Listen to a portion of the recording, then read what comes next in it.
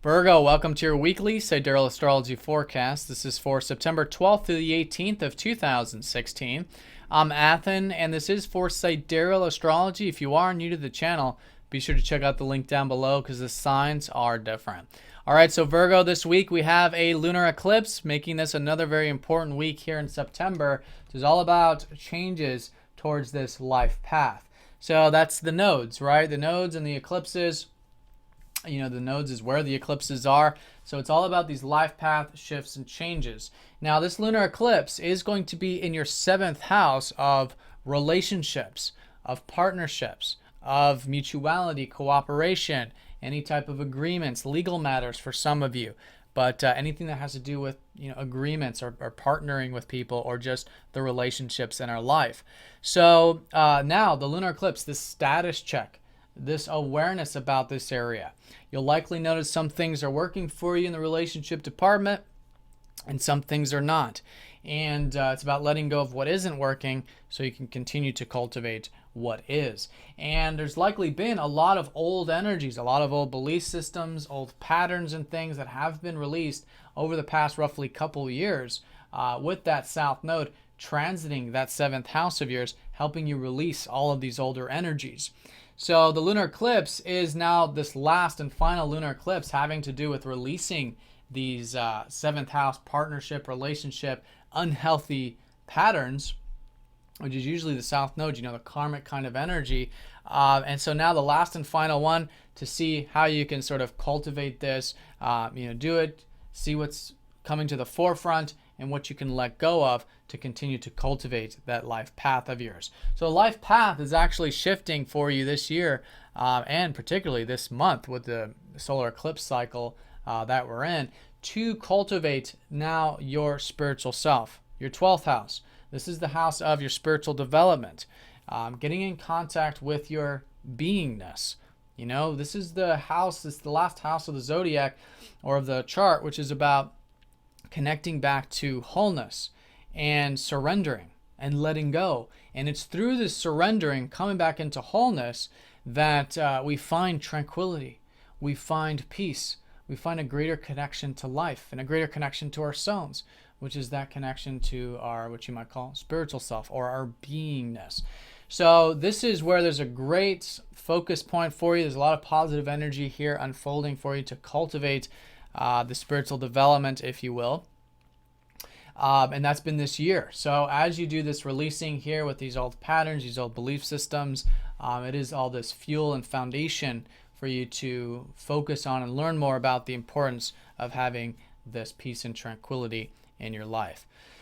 All right, so that's the lunar eclipse. It is collectively challenging, as I have been saying. This whole solar eclipse cycle has been this T-square. This lunar eclipse will be squaring up to Mars, particularly conjoining up to Chiron in the 7th house and opposing up to this Mercury retrograde.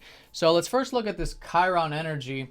By the way, this lunar eclipse is going to be on Friday. So this will be the high point of the lunar eclipse, but we'll be feeling it pretty much all week long, a few days before, a few days after. Yeah, conjoining Chiron. So Chiron has recently entered into your 7th house of relationships this year. And so Chiron is about healing.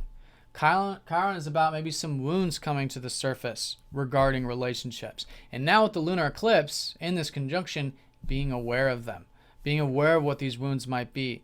These insecurities or doubts perhaps, or just, again, old patterns, things like this, that we can first be aware of, which is what the lunar eclipse will bring, if, keeping in mind that we are using this time to have this, awareness, bring that awareness on the self in our life. But in that sense, awareness is certainly a high point. Then the next step is acceptance, which is through accepting that there might be some fears or insecurities or doubts here regarding this. Is really the transformation point, because the things we ignore, hide away, or don't actually accept persist. And so through the acceptance, transformation occurs. It can be very healing. It's neutral in its energy, but as long as we're willing to dive deep, we're willing to see where those wounds are, it can be very healing for you and your partnerships. Now, the square up to Mars is suggesting that there might be some, collectively, maybe some tension here. This might have to do with your communication or maybe your everyday things, the practical side of things, how you're thinking about matters. There's been a lot of direct energy here for you to either communicate or get things like your ideas out or whatever it is. So extra attention here on the self this week with the square up to Mars, I think will be very important to keep things nice and balanced and nice and in check with that. Now, Mercury retrograde opposing up to this lunar eclipse, and that will feel earlier in the week as Mercury goes over the sun there. So this is going to be over the sun in your 12th house, which is really this past over month and a half time period of a lot of focus here on the maybe the rest or getting the alone time or the spiritual dimensions of that 12th house. So now maybe some things to reconsider about this with Mercury in the 12th, to learn about, to be open about, to flexible, to change, to edit, to transform essentially this area of your life. So you can have more of that connection to that presence and that beingness. So with that in mind, with an openness to reconsider, an openness to learn new things, to try new things here in this area, I think is excellent. But with that being said, the sun shifting into your first house is suggesting that there's certainly, although things are still watery here with your ruler, things are certainly shifting more towards your independence, more towards your goals, your drives. And this will happen in sort of steps as more of that energy goes into the first house. But yeah, a shift of focus. And this will also be the area of new beginnings in about 2 weeks. Once you go through this whole, let's say, spiritual process, in which next week, in the next couple weeks, you'll start to see new seeds being planted with yourself, with your independence, with your self-awareness, in a much more active, oriented part of the chart.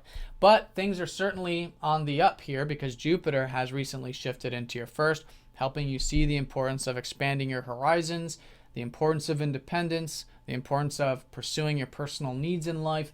Venus here might be helping you attract these things to you, and maybe emphasizing relationships at the moment as well. But certainly this focus shifting more towards the self and energy and action, moving things forward, even though there's this reconsideration about this deeper stuff in life. All right, so that's the middle part of the week. Essentially, a strong emphasis there with the Mercury retrograde over the sun. First couple days, maybe the reconsideration of the, again, spiritual process of life. But all week long, really, with Mercury going retrograde in that 12th. Then the lunar eclipse on Friday, helping you see the awareness of the importance of relationships and healthy balance in relationships, and maybe release those old patterns and whatnot. So that'll be important there. And then as we go into the weekend, we do have Mars trining up to Uranus, which is nice considering Mars is under a lot of challenging aspects this week and has been. So now with this, maybe there's a bit of freedom. Maybe over the weekend, a bit of liberation here with the relationships, maybe a bit of individuality, freedom there. And that's what Uranus has been showing you over the past 7 years, the importance of freedom in relationships. So maybe something nice there. It's just lifting things up. We do want to stay nice and balanced with it, of course. Uranus will be opposing up to that Venus in your first. So this is the classic example of balancing self and other, right? Having a healthy perspective of our own needs and a healthy perspective of others' needs.